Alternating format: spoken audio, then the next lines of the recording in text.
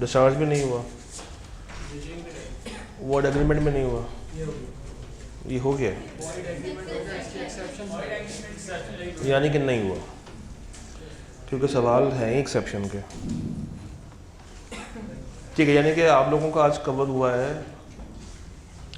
If I am not wrong, fraud, misrepresentation, coercion, under influence, mistake, बस इसका आगे नहीं जा पाए।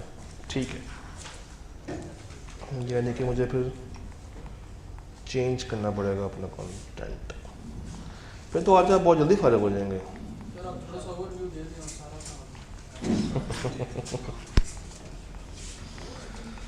असल में मसला नहीं है, चलें करते हैं शुरू करें।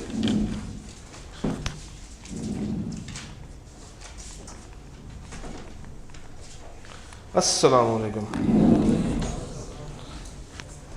और अवाम आहिस्ता आहिस्ता खरामा खरामा कम होते होते होते होते मज़ीद कम हो गई है। ऑनलाइन अवेलेबल करने की देर थी और इसी ख़दशे की वजह से हमने शुरू में उसको ऑनलाइन नहीं किया था कि आवाम को हम फ़िज़िकल बुलाना चाह रहे थे, क्योंकि जब तक आप फ़िज़िकली अपने आप को नहीं असेस करेंगे, रिकॉर्डिंग्स तो आपने सेशन का स्टार्ट में भी ली होंगी ना, आज तक वो पूरी हो पाई हैं ना ये, इसीलिए हम लोगों ने अगली जो अटेम्प्ट है उसमें कॉम्बो बैच ख़त्म कर दिया। हमने कहा यहाँ सिर्फ फ़िज़िकल आओ या प्योर ऑनलाइन जाओ, अदरवाइज़ बच्चा लेता तो कॉम्बो था इस नीयत से कि वो फ़िज़िकल आएगा, मगर ना वो कभी फ़िज़िकल का रहा ना वो ऑनलाइन का रहा। अब अगर किसी को बहुत ही शदीद मजबूरी है तो वो अपना अलग से टॉप अप करवा सकता है, अदरवाइज़ हमारी तरफ से ये सिर्फ फ़िज़िकल ओनली ही है। अच्छा जनाब, शुरू करते हैं फ्री कंसेंट। अब हमें पता है कि फ्री कंसेंट में हमारे पास कितनी बातें हैं, क्वेश्चन नहीं है, अनड्यू इन्फ्लुएंस नहीं है, फ्रॉड, मिसरिप्रेजेंटेशन और मिस्टेक। एक ऐसा एरिया जिसको आईकैप ने बहुत कम टेस्ट किया है, ना होने के बराबर टेस्ट किया है, दैट इज मिस्टेक। शायद रीसेंट पेपर में या उससे पीछे आईकैप ने एक सवाल टेस्ट किया, उसके अलावा मिस्टेक से कोई आज तक अच्छी टेस्टिंग नहीं की आईकैप ने, मगर क्वेश्चन, अंडर इन्फ्लुएंस, फ्रॉड और मिसरिप्रेजेंटेशन को आईकैप तसल्ली से टेस्ट करता है। 3 नंबर के लिए, 4 नंबर के लिए, 5 नंबर के लिए आईकैप यहाँ से शॉर्ट सिनेरियोज निकालता है और आपके कॉन्सेप्ट्स को टेस्ट कर रहा होता है। फ्री कॉन्सेंट को देखते हैं और हमारे सामने एक लिस्ट ऑफ क्वेश्चंस हमें नज़र आते हैं जो कि प्योर स्ट्रेट फॉरवर्ड है। कितने सवाल है? 7। Spring 10, spring 10, autumn 10, autumn 11, spring 13, autumn 14 और उसके बाद ऑटम 22। पहला सवाल क्या है? बताएं तमाम सिचुएशंस जहां पे कॉन्सेंट फ्री है। तो जब ये पांचों ना हो तो मेरी कॉन्सेंट क्या है? फ्री। बताएं फ्रॉड किसे कहते हैं? आसान सवाल। बताएं अनड्यू इन्फ्लुएंस किसे कहते हैं? ये भी आसान सवाल। बताएं दोनों में फ़र्क क्या है? फ्रॉड और मिसरिप्रेजेंटेशन में क्या फ़र्क है? फिर बताएं क्या डिफरेंस है between coercion and undue influence, और फिर से बताएं अनड्यू इन्फ्लुएंस और फ्रॉड। तो यहाँ भी कहानी ख़त्म नहीं होती। ऑटम 22 में क्या पूछ रहा है? डिफरेंस बिटवीन कोर्शन और डिफरेंस बिटवीन फ्रॉड और। तो ऑटम 22 के पेपर में 8 नंबर सीधे स्ट्रेट फॉरवर्ड थे। ये रिसेंट पेपर के आसपास की बात हो रही है।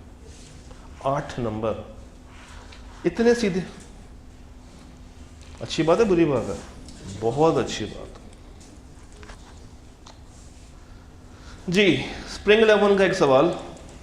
सवाल पढ़ें ज़रा, पहले खुद रीड करें सवाल। आज मैंने रीडिंग आपसे करानी है।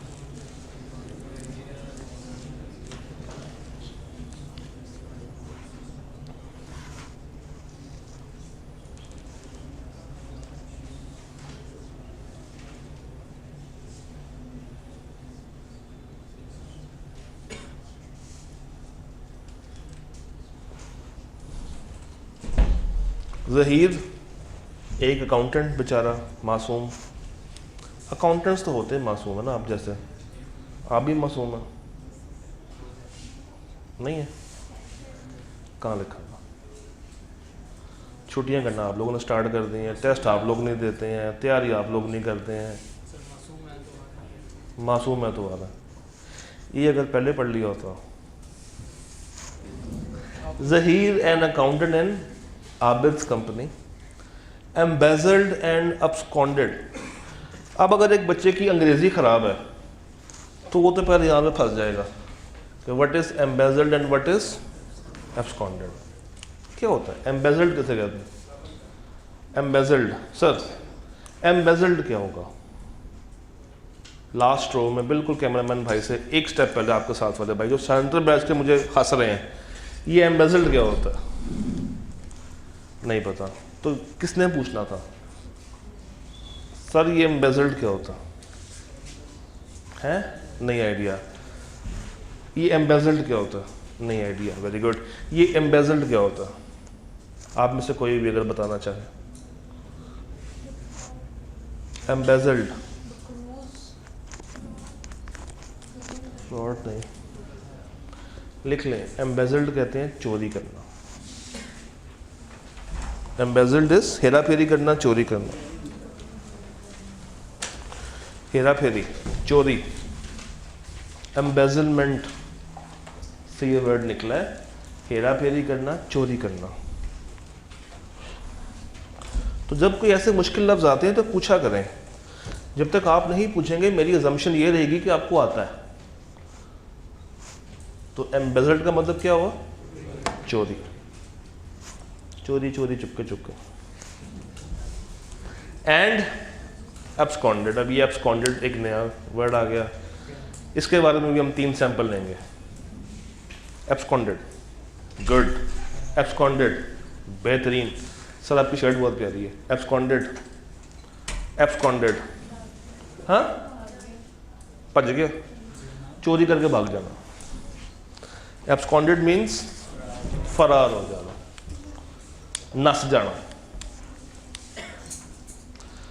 तो ज़हीर जो कि आप जैसा मासूम अकाउंटेंट था, उसने पहले क्या किया? कैश चुराया और उसके बाद 9-11 हो गया विद रुपीज़ 5 मिलियन।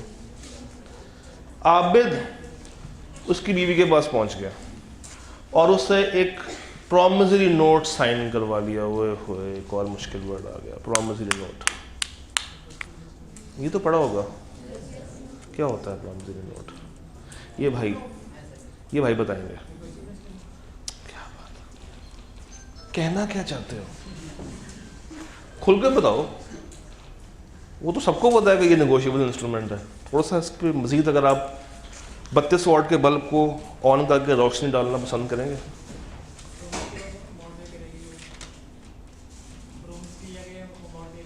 किसके बिहाफ पे पे करेगी? हस्बैंड के बिहाफ पे वो अमाउंट पे करेगी।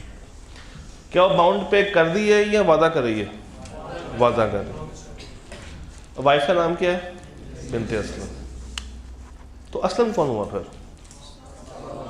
उसका फादर।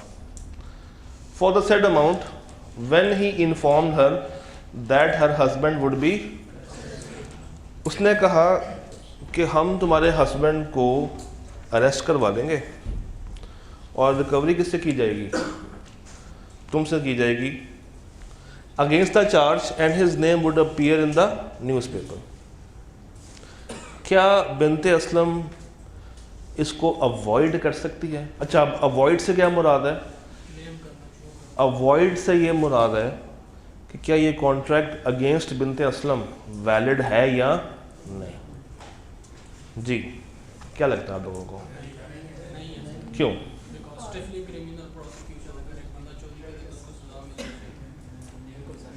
बिनते असलम से वो प्रॉमिसरी नोट साइन करवा रहे हैं, क्या वो उससे मुकर सकती है? बिनते असलम क्या जाके ये केस कर सकती है कि मेरे पे ज़ोर ज़बरदस्ती की गई है, मेरे पे अनड्यू इन्फ्लुएंस किया गया है, कि हम तुम्हारे हस्बैंड को जेल करवा देंगे अगर तुमने ये कागज़ साइन नहीं किया? क्या बिनते असलम एक एग्रीव्ड पार्टी है या डिफ़ॉल्टिंग पार्टी की साथी है? डिफ़ॉल्टिंग पार्टी की साथी है। और क्या ये जो ये जो आबिद है, क्या ये फर्जी केस डाल रहा है या किसी एक्चुअल हकीकत पे मुबनी केस डाल रहा है? और जो उसने काम किया, क्या वो काम अच्छा था? चोरी करके भागना, पैसे लेके भागना अच्छी चीज़ होती है? नहीं। तो बिनते असलम उसको अवॉइड नहीं कर सकती। इसका मतलब है कि वो अगर साबित करने जाएगा मेरे पे कोर्शन हो रही है या मेरे पे अनड्यू इन्फ्लुएंस रखा जा रहा है, तो ऐसा नहीं है। रीज़न क्या है? रीज़न क्या है? कि उसके शोहर ने कोई अच्छा काम नहीं किया, तो वो उसको वॉइड नहीं करार दे सकती, वो अपने आप को एग्रीव्ड पार्टी साबित नहीं कर सकती। तो अगर वो जाती है और कोर्ट में कहती है कि जनाब मेरे ऊपर तो कोर्शन हुई है, मेरे से ज़ोर ज़बरदस्ती साइन लिए गए हैं, तो कोर्ट उसकी बात मानेगा? नहीं। कोर्ट ये कहेगा तुम तो आ गई हो ना, चल अंदर। क्योंकि इसके ज़रिए फिर किसको पकड़ा जाएगा? इसके हस्बैंड को पकड़ा जाएगा। Am I clear on this? तो 3 नंबर की कहानी। पहले ये डिसाइड करें कि क्या ये कोर्शन है या अनड्यू इन्फ्लुएंस है। आपके मुताबिक क्या है, ये कोर्शन है या अनड्यू है? ये कोर्शन है, ये कोर्शन है। कोर्शन में 2 बातें थी, किसी को नुकसान पहुंचाना या उसकी प्रॉपर्टी को नुकसान पहुंचाना, या किसी को या किसी की प्रॉपर्टी को नुकसान पहुंचाने की धमकी देना। तो यहाँ पे भी क्या दी जा रही है? धमकी दी जा रही है। तो ये अंडर क्वेश्चन फिर भी काउंट नहीं होगा, क्योंकि इसका हस्बैंड वाकई में क्या है? चोर है। तो ये इसको वॉइड करार नहीं दे सकती। तो सबसे पहले आपने उसको डिफाइन कर दिया जो उसके लॉ है, एक्सप्लेन किया हल्का सा और अपना फैसला सुना दिया। ये सवाल देखें।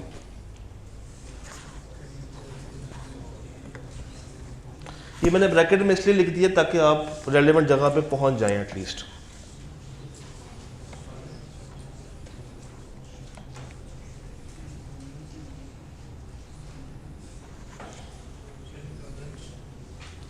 Kareem bought a textile mill from Like on his assurance and a certificate from registrar that जो मिल है और जो उसके एसेट्स हैं are free from any encumbrance।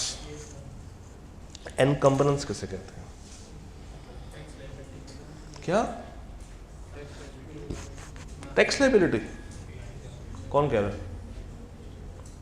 Encumbrance क्या होती है? आप में से कोई बताना चाहेगा एनकम्बरेंस क्या होती है? हाँ जी, आप में से कोई भी। हाँ जी,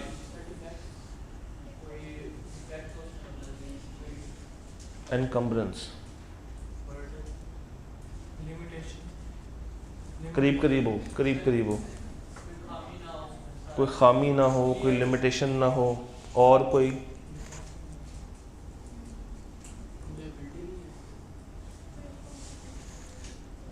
जब आप बैंक से लोन लेने जाते हैं ना, तो बैंक आपको लोन तो दे देता है, साथ कुछ आपसे रखवा लेता है सिक्योरिटी। तो जो सिक्योरिटी बैंक ने अपने पास रखवाई है, अब बैंक उस पर ये हक रखता है कि अगर आपने लोन वापस ना किया तो ये एसेट वो बेच सकता है, जब्त कर सकता है। ऐसा एसेट कहलाएगा अंडर एनकम्बरेंस। तो ऐसा एसेट जिसके ऊपर कोई सिक्योरिटी क्रिएट की है बैंक ने। Later Karim received a notice for payment of mortgages due and found that the certificate of registrar was forced by like. What rights are available to Karim? भाई मुझे ये बताइए, करीम एग्रीव्ड पार्टी है या डिफॉल्टिंग पार्टी है? आज आप लोग सुस्त क्यों हैं? एग्रीव्ड पार्टी है। एग्रीव्ड पार्टी के पास क्या राइट्स होते हैं? वॉइडेबल के बाद 2 और बातें भी आएंगी ना, या वो वैलिड करेगा या वो वॉइड करेगा। हाँ जी, कब वो वॉइड नहीं कर सकता? ड्यू डिलिजेंस के साथ वो वेरीफाई कर सकता था, मगर उसने वेरीफाई नहीं किया। तो यहाँ पे भी आपने यही बात लिखनी है फ्रॉड वाली, कि उसका देखें ना राइट क्या है। उसका पास एक राइट ये है कि वो उसको वॉइड कर दे, और जब वॉइड करेगा तो रेस्टिट्यूशन, जो जो चीज़ें ट्रांसफ़र की नहीं है सारी की सारी। बट कब वो वॉइड नहीं कर सकता? जब इसने ड्यू डिलिजेंस का मुजाहिरा ना किया हो। और कोई बात जहन में आ रही हो, आप लिखना चाहते हो उसमें, तो एक चक्कर लगा के आए फ्रॉड के टॉपिक का, देखें ज़रा, खोलें, देखें, ढूंढें। अगर कोई और बात आपके जहन में आ रही है,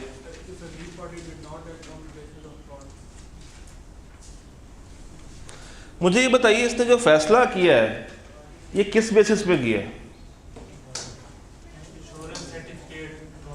ये जो फैसला किया है करीम ने, लाइक की बेसिस पे किया है, लाइक के बेकावे में आगे किया। अश्योरेंस कौन दे रहा है? लाइक। सर्टिफिकेट कौन ला के दे रहा है? लाइक। तो धोखा भी कौन कर रहा है? लाइक। इसका मतलब है कि इसने लाइक के बिहाफ पे ये फैक्ट्री को बाई किया था। हाँ, अगर ये थोड़ी सी ड्यू डिलिजेंस कर लेता तो ये फ्रॉड से बच जाता।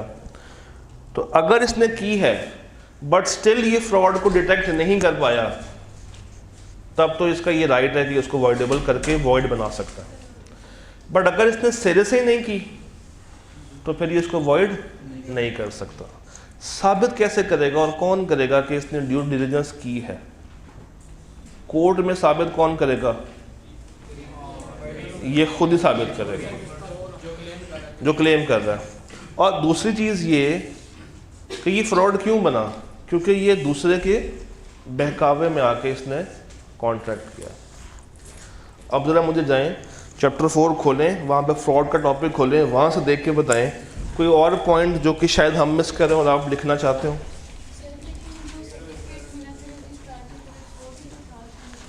हाँ जी बिल्कुल। तो वो कौन ला के दे रहा है उसको? लाइक ला के दे रहा है ना।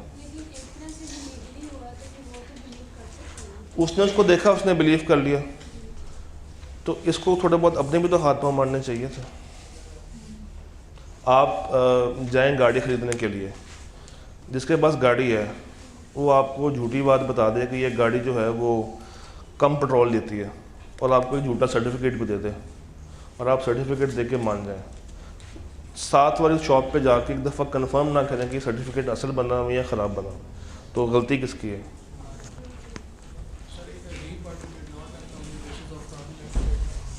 क्या? मगर इस केस में उसकी अश्योरेंस पे कर रहा है ना, तो इसका मतलब है कि उसने वाकई में उसको धोखा दिया और उसके धोखे में आ गया। ये सवाल देखें और मुझे बताएं, ये सवाल और ये सवाल आपस में डिफरेंस कैसे रखते हैं? स्प्रिंग 16 का क्वेश्चन नंबर 2A और ऑटम 12 का 3A, इसको देखें।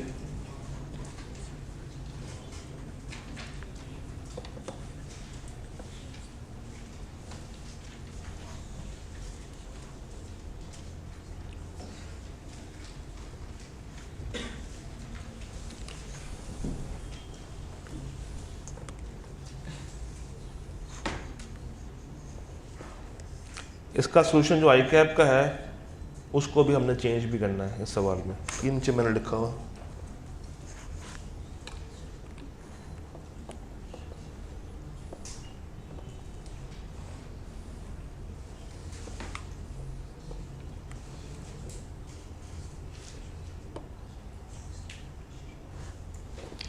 Shafiq bought Abbas motorcycle factory in Faisalabad. On Abbas' representation that 50,000 bikes are assembled at his factory annually. अब सवाल ने क्लियर कर दिया, सवाल ने क्लियर कर दिया कि ये क्या है, रिप्रेजेंटेशन।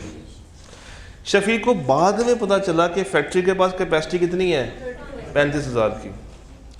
शफीक अब उसको रिस्काइंड करना चाहता है on the grounds that his consent was obtained by तो सवाल ने बिल्कुल क्लियर कर दिया कि ये फ्रॉड की तरफ आपने लेके नहीं जाना। ये सवाल किस टॉपिक से पूछ रहा हूँ बताएं। शफीक कब इसको रिस्काइंड नहीं करवा सकता? जब उसके पास ऑर्डिनरी डिलीजेंस वाली ऑप्शन अवेलेबल होती है और उसने उसको एक्सरसाइज ना किया होता। और कोई बात? इग्नोरेंस। अगर आप आई कैप के सोल्यूशन पे जाएंगे तो उन्होंने और बहुत सारी बातें लिखी हुई हैं, उसको काट दें। किताब मुझे दिखाते हैं ज़रा, नई वाली किताब, जो नई किताब है। हाँ ये दिखाना ज़रा मुझे। आई कैप इसका सोल्यूशन जो दे रहे हैं ना वो थोड़ा सा चेंज है।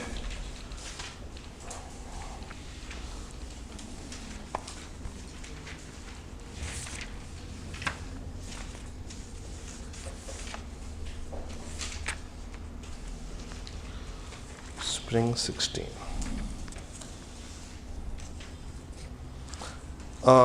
आए जरा इसका जवाब पे आए। जवाब में लिखा हुआ है Shafiq may not be able to rescind the contract under the following circumstances if Shafiq had the means of discovering the truth with ordinary diligence. ये बात तो सही है। या अब्बास की जो मिसरिप्रेजेंटेशन थी वो बेसिस नहीं थी, ये बात भी ठीक है। जो अगली तीन बातें हैं ना इसको काट लें। ये टेक्निकली कोर्स में नहीं है, पुराने सिलेबस में थी मगर इतनी डिटेल में नहीं है। एक तो ये काट लें और काटने के बाद ज़रा कंटेंट पे आए, यानी कि चैप्टर नंबर 4 में आए मेरे साथ। चैप्टर नंबर 4 में एक्सेप्शंस टू वॉइडेबिलिटी नाम का एक टॉपिक होगा मिस रिप्रेजेंटेशन के अंदर। लिखा हुआ है टेबल के ऊपर। A party can not rescind the contract where, पहला पॉइंट क्या है? ऑर्डिनरी डिलीजेंस वाला पॉइंट। दूसरा पॉइंट क्या है? Give the consent in ignorance of.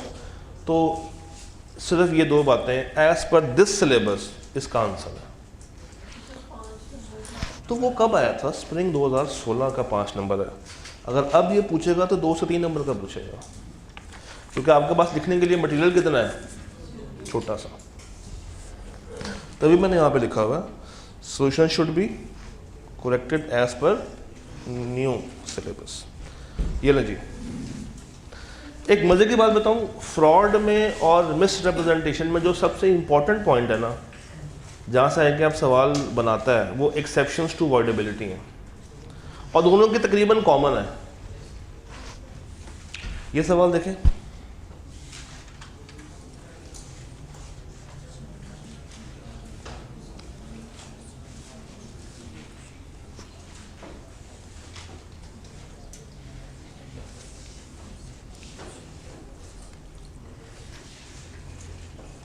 Jamal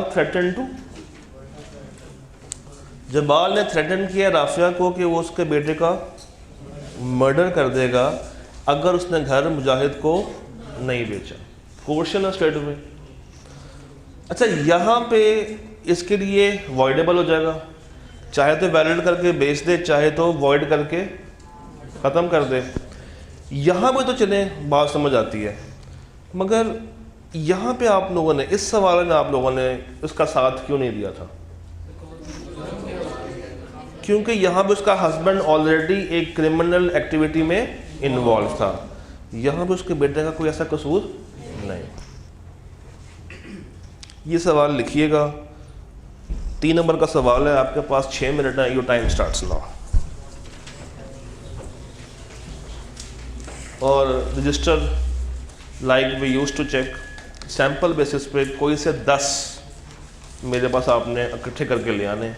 अब आपकी डिस्क्रिप्शन है कि आप एक लाइन से उठा दें सारे, ये अब आपने फैसला करना।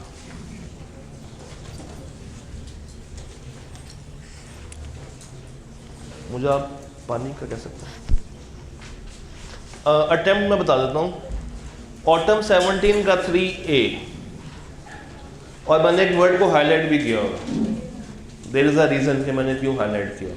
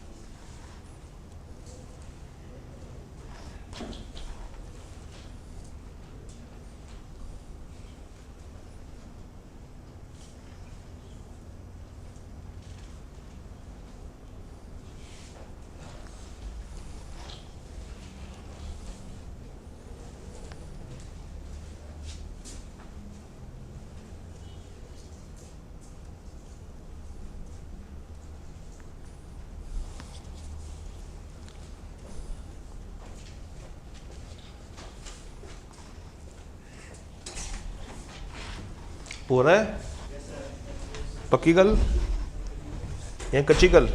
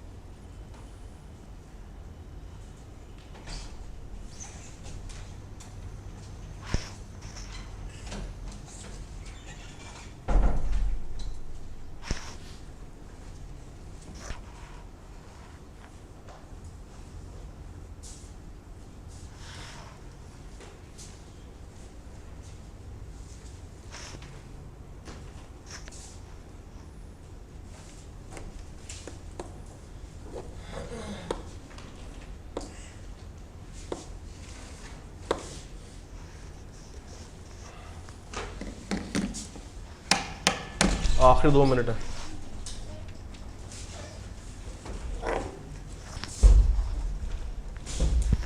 Thank you.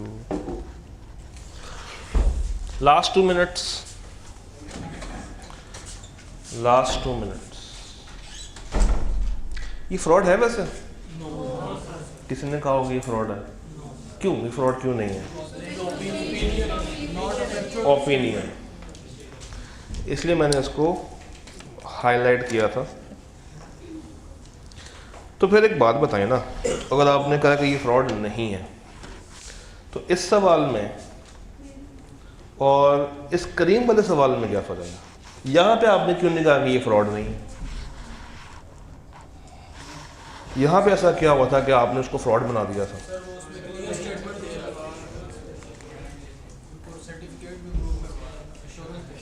अश्योरेंस, अश्योरेंस के वर्ड में और ओपिनियन के वर्ड में ज़मीन आसमान का फ़र्क है। ये लिख लें, कहीं लिख लें, लिख लें। अश्योरेंस का मतलब होता है कि आप 100% गारंटी दे रहे हैं ये ऐसा ही है, और ओपिनियन कहते हैं ऐसा मुझे लगता है कि शायद ऐसा हो जाए, तो वो ओपिनियन।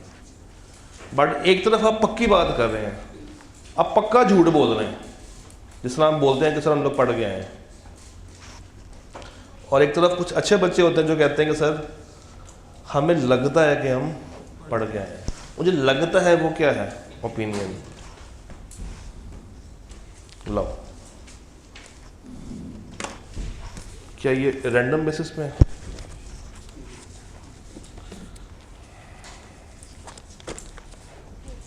यार अब तो ब्लू से लिखना छोड़ दें। Sharif's statement is just in opinion, so that's why Sharif clearly indicated that he was not sure about it. ये किसका है? ये किसका है? किसी का तो होगा। अच्छा, आपका। आपने लिखा है Sharif statement is just in opinion. पहली बात तो ये कि इन नहीं है, is just an opinion. So that's why Sharif clearly indicated, मगर वो क्लियरली इंडिकेट नहीं कर रहा। Sharif clearly indicated that he was not sure about it. आप बस ये लिख दें कि उसने एक ओपिनियन दी है। क्यों दी है? क्योंकि ये श्योर नहीं है। तो वो जो वर्ड लिखा है ना क्लियरली इंडिकेटेड, वो नहीं आना चाहिए। और आपने एक ही बात को 2 दफ़ा, पहले कान यहाँ से पकड़ा है, फिर वही कान यहाँ से पकड़ा, तो ये थोड़ा सा अल्फाजों का हेर फेर किया जा सकता है।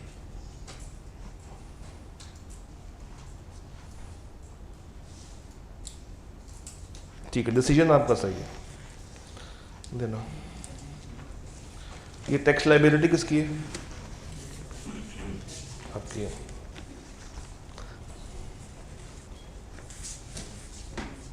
अच्छा, मुझसे ना बच्चों ने ग्रुप में पूछा था, या पता नहीं पर्सनल पूछा था कहीं, कि सर अगर हमसे हेडिंग ना बन रही हो, या अगर हमें हेडिंग ना बनानी आ रही हो एग्जाम में बैठ के, या हमें लग रहा हो कि हम पैनिक कर रहे हैं, तो क्या करें?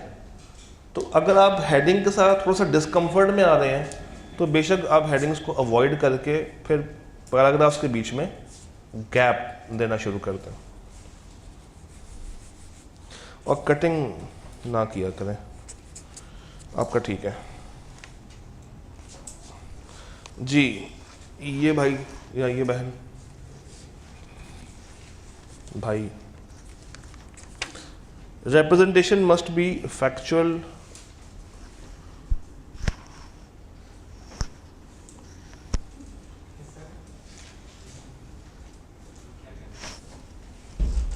ये क्या लिखा हुआ, स्पेलिंग क्या लिखे हुए हैं?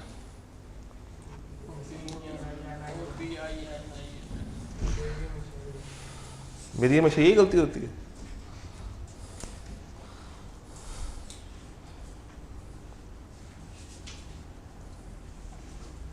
ठीक है, बाकी अच्छा स्पेलिंग मिस्टेक, ये जवाब आया as per the contract act खाली नहीं, वो तो मुझे पता चल गया था, मगर एग्जामिनर को अगर ऐसा पेज मिल जाए ना वो तो इतना खुश होगा कि उसका तो मुफ्त के। हाँ, as per the contract act, अच्छा जब कॉन्ट्रैक्ट एक्ट लिखें तो ए कैपिटल,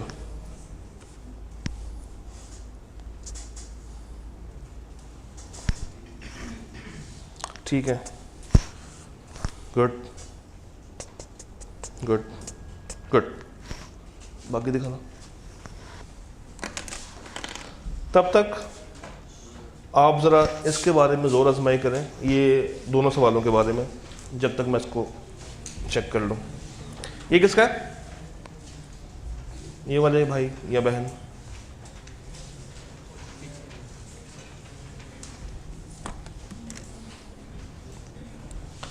लाइन छोड़ दें सर, कुछ नहीं मिल जाएगा आपको, लाइन रख के।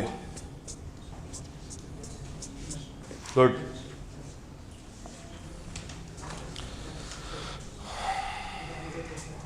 ये भाई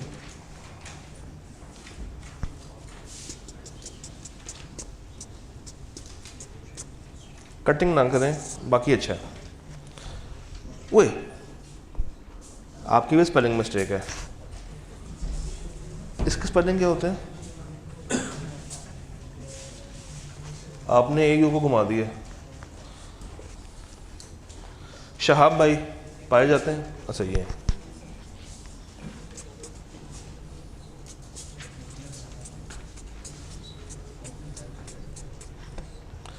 अच्छा 2500 मैंगो होगा या 2500 मैंगोज होगा? मैंगो, हाँ, अगर आपने मैंगोज ट्रीज लिखा है हाँ तो वो मैंगोज ट्रीज नहीं, ये क्या है? Mango trees.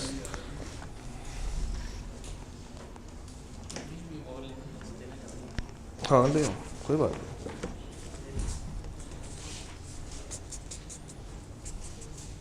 Good, much better. ये कौन है? Good, this is much better. यार इसका वो बनाओ। हाँ, इनसे पहले पूछ लें अगर ये अलाउ करती हैं तो। बाद में उन्होंने कहना सर वो स्कैन आपने करवाया था ना तो मुझे नज़र लग गई, ये तो नहीं कहेंगे आप बाद में। ये कौन है? आई कैप को आपने पैसे पूरे दिए हैं? एग्जाम फी नहीं दी? कोई किस्तें कराई हैं? कोई कम पैसे दिए हैं? तो एक लाइन में इतना डाटा भरने की ज़रूरत क्या है जब आपके पास पूरा सफ़ा नीचे वाला खाली है? एक तो आपने डाटा बीच में घुसा दिया है, थोड़ा सा स्पेस देकर उसको एक अच्छी शक्ल दी जा सकती है। लिखा सही है मगर प्रेजेंटेशन बहुत फारिग कर गए हो।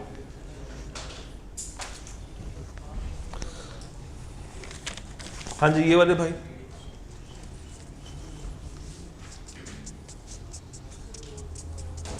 Good, this one. तो जी एक ही पैराग्राफ में सब कुछ ही डाल दिया आपने भी, और ये मैं डे 1 से कह रहा हूँ। तो क्या फ़ायदा हुआ इतनी तकरीर करने का? क्या फ़ायदा हुआ क्लास में करवाने का?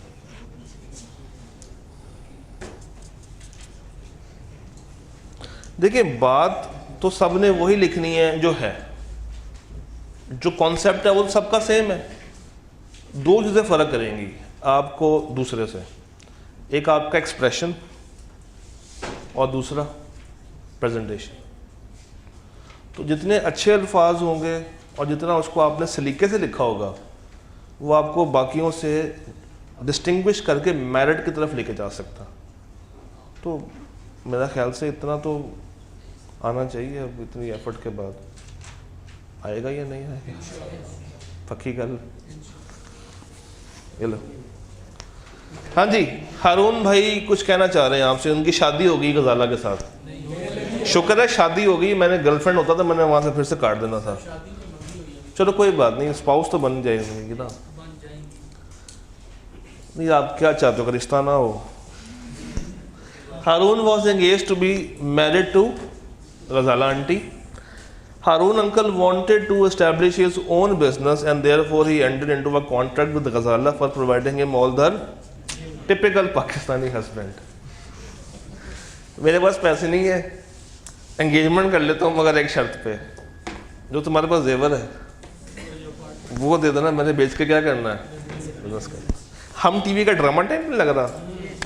कौन सा ड्रामा चल रहा है आजकल ऐसा, इनको पता होगा। मैं तो बहुत दूर हूँ हम टीवी से। मेरी तेरी छाँव में, सुभान अल्लाह। ये सर ये किस टाइम पे आता है?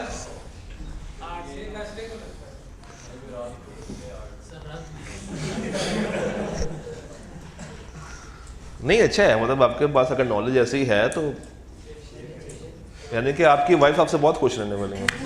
इकट्ठे बैठ कर देखिएगा। Harun agreed to give her a small share in business profit. अच्छा, ये सवाल जब यहाँ तक आया ना तो ऐसा फील करवा रहा है कि ये वैलिड कॉन्ट्रैक्ट है। कैसे?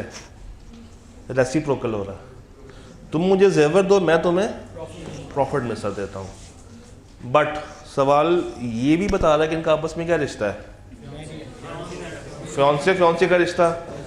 और यहाँ पे एक वर्ड आप लोगों ने पढ़ा होगा आज, कोई वर्ड, फिड्यूशरी। ये फिड्यूशरी क्या था? ट्रस्ट का रिश्ता। After some time Ghazala filed suit against, सही किया, requesting for setting aside the gift deed. उसने कहा भाड़ में जाए तुम्हारा गिफ्ट डीड, और मुझे अपना जेवर तुमसे नहीं देना, तुमने मेरा जेवर मेरे विल के अगेंस्ट लिया। Discuss whether Ghazala would succeed in her contention और नॉट, क्योंकि क्या हो गई है। अच्छा, अनड्यू इन्फ्लुएंस में और कोर्शन में एक फ़र्क आता है।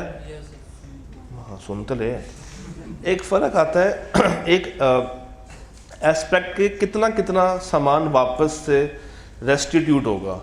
कोर्शन में तो ये है ना कि सारा का सारा वापस आ जाएगा। यहाँ पे ऐसा नहीं है, यहाँ पे थोड़ा सा फ़र्क है। वो क्या फ़र्क है? अगर तो उनका आपस में कुछ लेन देन इसके अलावा भी चल रहा था तो कोर्ट वहाँ तक उसको माइनस करवा सकती है और बाकियों को रेस्टिट्यूट कर देगी। ये फ्रॉड के बारे में क्या ख्याल है कि ये वाकई में फ्रॉड है या नहीं है? दिखाना। यस सर, ठीक है सर। रीज़न भी दिया करें ना साथ। यार ऐसे बंद करके दिया करो ताकि। ये भाई कौन है? सॉरी, ये बहन कौन है?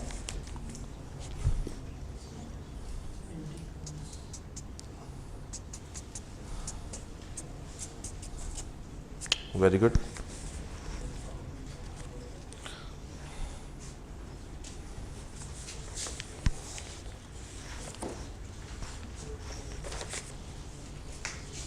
Erroneous opinion. आपने कहा क्या मुश्किल वर्ड यूज़ करता है, मैं उससे मुश्किल वर्ड यूज़ करूँगी। ठीक है, नॉट बैड है। तो एंड कहाँ पे हो रहा है?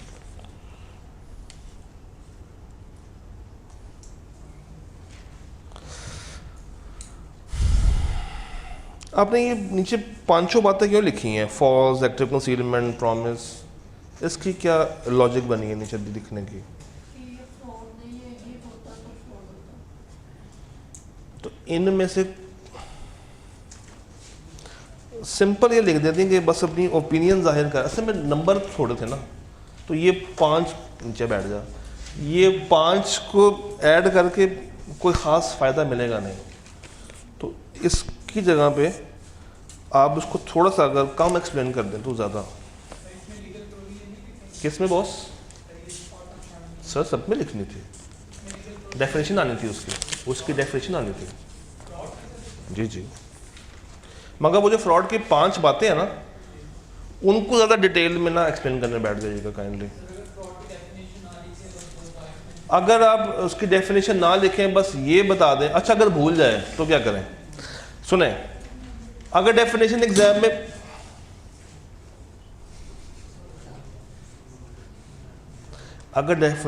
में भूल जाए, ना ज़हन में आ रही हो, और सवाल केस स्टडी का हो, तो क्या किया जाए? फिर ना लिखिएगा, फिर आप बस इतना बता दीजिएगा कि जनाब ये एरिया फ्रॉड का है, फ्रॉड के अंदर इस तरीके से इसको बताया गया है, इसको केस स्टडी के मुताबिक ये ऐसे हो रहा है और मेरा फैसला ये है। तो फिर आपको डिफाइन नहीं करना, फिर आप लॉ और एक्सप्लेनेशन को ना जोड़ दें। समझाइए मेरी बात? अगर एग्जाम हॉल में बैठ के आपको समझ लग जाए कि एरिया कौन सा है, समझ लग जाए कि टॉपिक कौन सा है, मगर उसकी रेलेवेंट प्रोविजन एग्जैक्टली जहन में ना आ रही हो, तो फिर आपने क्या करना है? लॉ और एक्सप्लेनेशन को आपस में जोड़ देना। मगर ये हर एक सवाल के लिए नहीं करना, सिर्फ उस सवाल के लिए करना है जिसमें आपको वाकई में मसला आ रहा हो। हाँ, गलत नहीं लिखनी ना। ये कौन है? कौन आया? ये है कोई? S capital.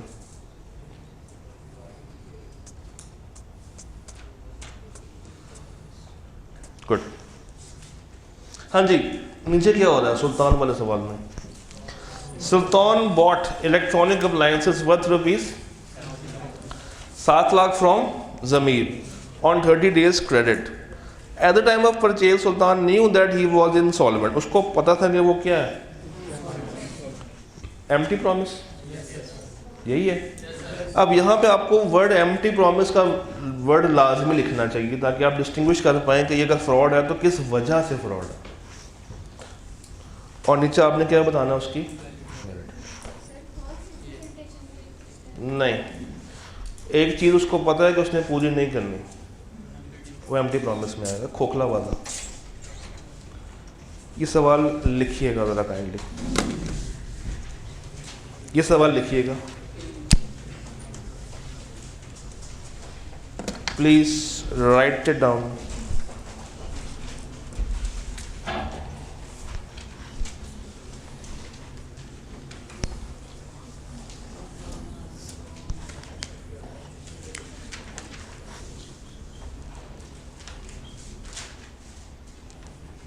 ऑटोमेटिन question number 2A।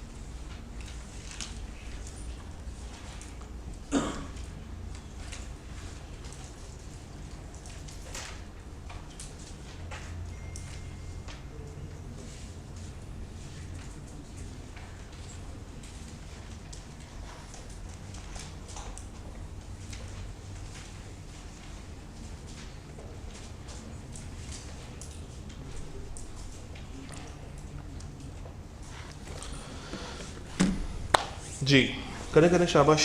4 number का सवाल है, आपके पास 5 मिनट है।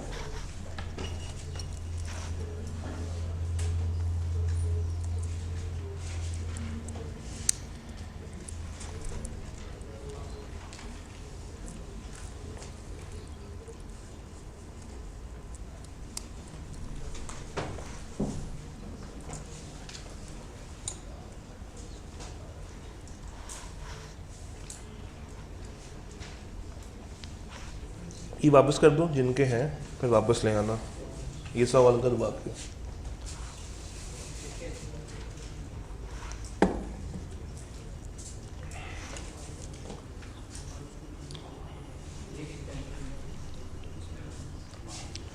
पता है मैंने शुरू में जब हम लोग डे 1 पे थे, मैंने एक वर्ड यूज़ किया था, कंसिस्टेंसी।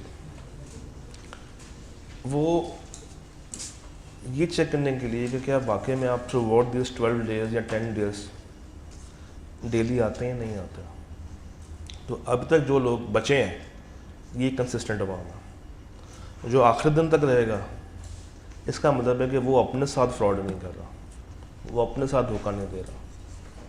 तो थोड़ा सा जो कैमरे के पास सुन रहे हैं, जो बैठे हैं, अगर आपका आगे भी नहीं आने का प्लान है तो इसको रीअसेस करें, क्योंकि अभी हमने 50 नंबर का पोर्शन आज कवर किया है।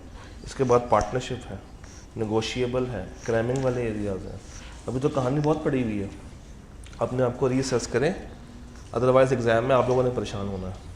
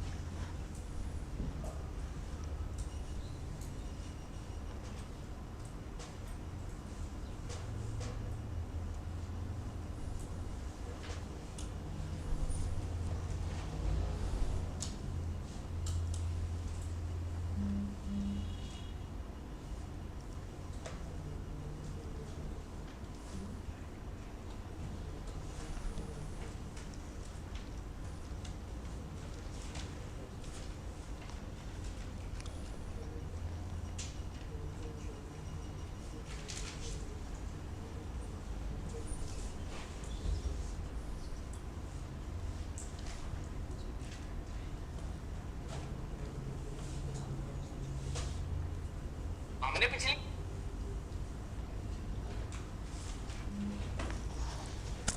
आखिरी मिनट उठा लो। हैं मेरे पास नहीं है उसको। ये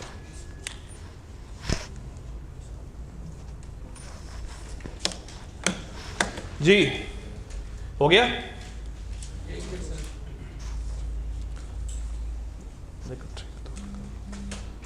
एनी 10 रैंडम बेसिस पे 10 कोशिश करना, जिन्होंने पहले नहीं दिया उनका हाथ में है।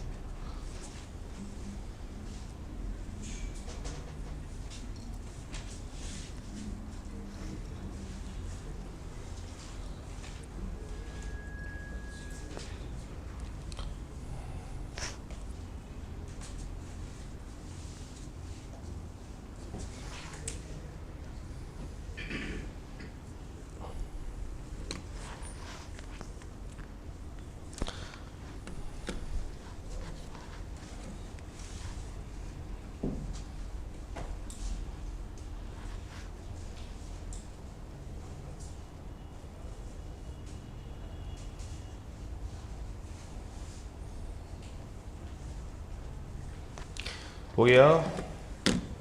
ओ भाइयों,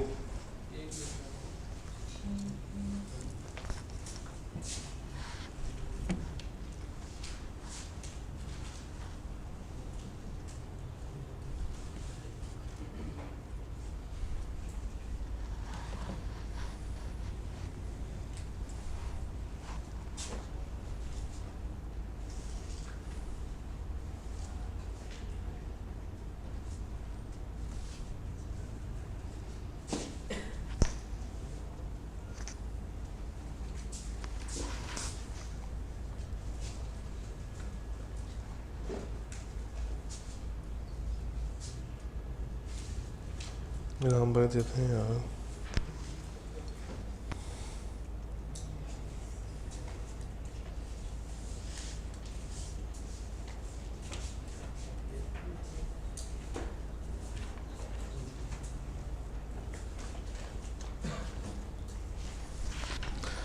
मुगल एंड दाऊद, आप खैर रुकना ही नहीं है, Mughal and Dawood are trading in rice. Dawood entered into a contract with Mughal for the purchase of 50 tons of. Dawood के पास एक प्राइवेट इंफॉर्मेशन है कि जो प्राइसेस हैं वो अफेक्ट होंगे, और अगर ये दूसरी पार्टी को बताता तो दूसरी पार्टी भी क्या होती, साथ अफेक्ट हो जाती. When Mughal through his own resources came to know about the price, he accused Dawood कि तुमने फ्रॉड किया है और ये कॉन्ट्रैक्ट क्या करो, ये क्या लिखा हुआ है ना रेप्यू. अब चूंकि इस सवाल ने एक मुश्किल वर्ड यूज कर दिया है, इसका मतलब है कैंसर. क्वेश्चन इज कि क्या ये इंफॉर्मेशन जो है प्राइस वाली, क्या बगैर पूछे बतानी चाहिए थी या नहीं, कि यहाँ पे साइलेंस इक्वल टू स्पीच होना चाहिए था या नहीं होना चाहिए था.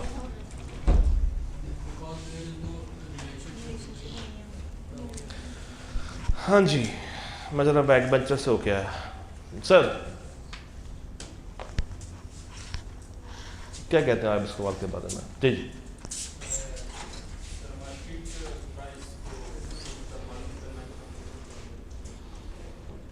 एक बंदा दुकान पे गया चावल लेने के लिए, सवाल को आसान कर देता हूँ. एक बंदा दुकान पे गया चावल लेने के लिए, उस वक्त चावलों की प्राइस है 80 रुपये किलो.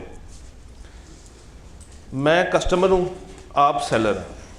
आपको पता है कि ये प्राइस चावलों की कल कम हो जाएगी, 80 से कम होके 60 की हो जाएगी, और अगर आप ये मुझे आज बता देते तो मैं आज ना लेता चावल, कल लेता जब कम हो जाते. आपने मुझे नहीं बताया. अब कल जब मुझे पता चला कि प्राइस कम हो गई है तो मैं आपके पास लड़ने आ गया कि आपने मेरे साथ क्या किया. अब आपने बताना ये है कि क्या ये प्राइस चेंज जो कि आपको ऑलरेडी पता थी, आपका ये मुझे बताना बनता था या नहीं. डिपेंड करता है कि मैंने आपसे पूछा है या नहीं. अगर तो मैंने आपसे पूछा है तो इन पे बताना फ़र्ज़ है, और अगर मैंने आपसे नहीं पूछा फिर देखना ये पड़ेगा कि क्या आपका मेरा कोई फिड्यूशरी रिश्ता है या नहीं. अगर तो नहीं है तो कोई मसला नहीं है, आपकी खामोशी को मैं फ्रॉड काउंट नहीं करूँगा. और अगर रिश्ता था, ये मेरे मामे के पुत्र लगते हैं, फिर इनको मुझे बताना चाहिए था, चाहे मैं पूछता या चाहे मैं ना पूछता. मैं क्लियर, ये वो साइंस वाली बात है. तो ये सारी बातें 4 नंबर के लिए किसने लिखी हैं, ज़रा हाथ खड़ा करेगा. 1 2 3 4 5 6 7. भाई ने इतना हाथ खड़ा किया, फिर से बिठा दिया. 7. ये सारी बातें किसने लिखी थी. 8 9. बाकी हज़रात ने क्यों नहीं लिखी. आप समझ आ गया, अब लिख लेंगे. अच्छा क्या कहते हैं आप लोग, हम ये कर ले वर्ड एग्रीमेंट या कंटेंट कवर करने के बाद ही आप लोग करना पसंद फरमाएंगे. मैं इसमें एक हिंट आपको थोड़ा सा गाइडेंस दे देता हूं कि ये जो सवाल है ना मंसूर और आरिफ वाला, इसको लाजमी लिख के करना. कोई और सवाल करे या ना करे वर्ड एग्रीमेंट्स में से, this question should be done in writing. Autumn 16 question number 2B, क्योंकि ये एक सवाल में 4 बातें पूछाएगा आपसे. Agreement in distant of trade क्या है, उसकी एक्सेप्शन क्या है. Agreement in distant of legal proceeding क्या है और उसकी एक्सेप्शन क्या है. तो ये एक अभी नहीं करना, जस्ट नोट कर लें कि ये ऑटम 16 का क्वेश्चन नंबर 2B आपने लाजमी करना है जब भी आप लोगों का करने का मूड हो.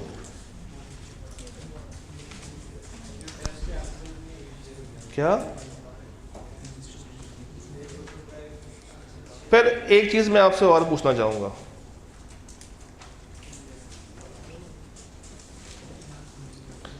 मैं आपके सामने 2 केस रखता हूं. पहला केस है just to check your concepts. सुनिएगा ज़रा गौर से। ए और बी के दरमियान एक कॉन्ट्रैक्ट है। ए ने बी से कहा कि तुम जो भी प्राइस तय करोगे मुझे मंजूर होगी। जब बी ने प्राइस तय की तो इन्हें कहा ये प्राइस मुझे मंजूर नहीं है। क्या ये वैलिड था या नहीं था? नहीं था, क्योंकि इसमें सर्टेनिटी नहीं थी।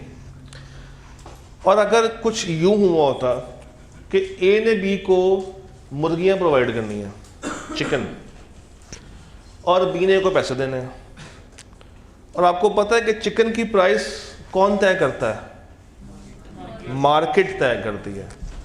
उसके लिए एक वर्ड होता है प्रिवेलिंग मार्केट प्राइस, यानी कि उस वक्त की जो मार्केट प्राइस होगी। अगर ए बी से कहता है कि हम प्रिवेलिंग मार्केट प्राइस पे कॉन्ट्रैक्ट कर लेते हैं, ना प्राइस ए तय कर रहा है ना बी तय कर रहा है, कौन तय कर रहा है? ये वैलिड है या वॉइड है? ये वैलिड है या वॉइड है? ये वैलिड है। ये क्या है? ये वैलिड है। एक और सिनेरियो, ए बी के दरमियान कॉन्ट्रैक्ट है मगर प्राइस सी ने तय करनी है। ये बताएं, ये वैलिड है या वॉइड है?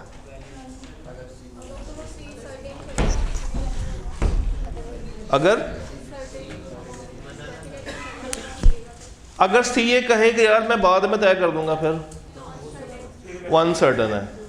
और अगर C at the time of formation तय कर दे और दोनों पार्टीज इस पे म्यूचुअली एग्री भी कर रही हों, फिर सर्टन हो जाएगा। और ये तीनों बातें ध्यान में रहेंगी। आई के आपने एक दफ़ा 3 सवाल पूछे मैं और तीनों में डिफरेंस ये रखा था। पहला, प्राइस क्या थी? Totally uncertain. दूसरा, एट प्रिवेलिंग मार्केट प्राइस। और तीसरा, to be determined by a third party. Done. Chapter 4 is done. अगर आप देखेंगे वॉइड एग्रीमेंट, तो इसमें ये सवाल मैंने आपसे क्या लिखने वाला है। अब आप जरा ये सवाल पढ़ें।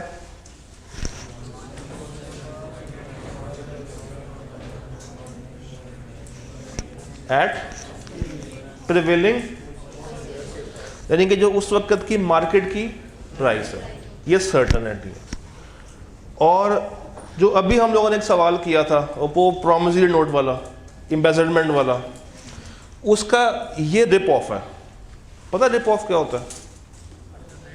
रिप ऑफ का मतलब पता नहीं? रिप ऑफ मिलता जुलता। जरा पढ़े, मगर कॉन्सेप्ट बदल जाएगा।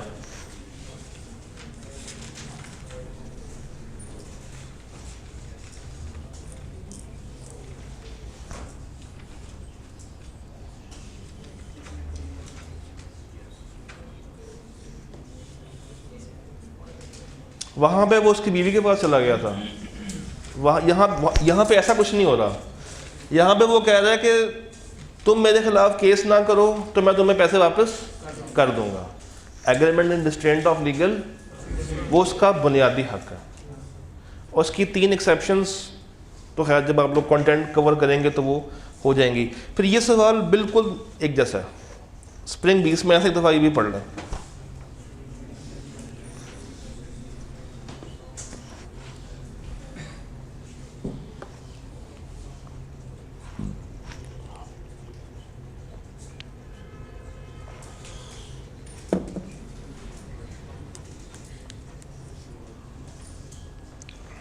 ये उठवाओ यहाँ से, ये उठवाओ यहाँ से।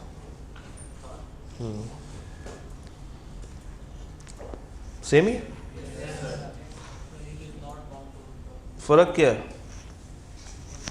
कोई फर्क नहीं है। बस यहाँ पे एम्बेसडर, यहाँ पे क्या है? रॉब। उसने वर्ड आसान कर दिया। और ये क्रैमिंग, जो रेड होता है वो कॉमन होता है।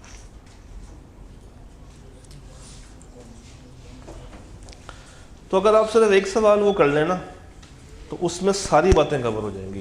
प्लस आपको बस ये वाला पॉइंट पता होना चाहिए कि ये वाला वॉइड नहीं, ये क्या है? ये वैलिड है। मुबारक है, मुबारक हो आपको। आपका 50 नंबर का कॉन्ट्रैक्ट एक्ट पूरा हुआ।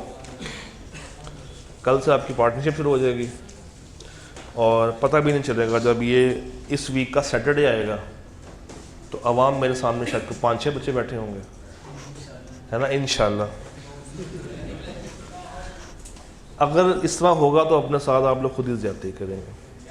फिर हमारी गाड़ी यहाँ पे रुकेगी नहीं। हमने अगले हफ्ते में 3 दिन में तीनों फुल फ्लेज पेपर्स को भी अटैम्प्ट करना है। अभी अगर आपने गौर किया तो हम 23 के सवालों को इग्नोर कर रहे हैं, तो 2 23 के और 1 24 का। ठीक है जी, अल्लाह दे वाले।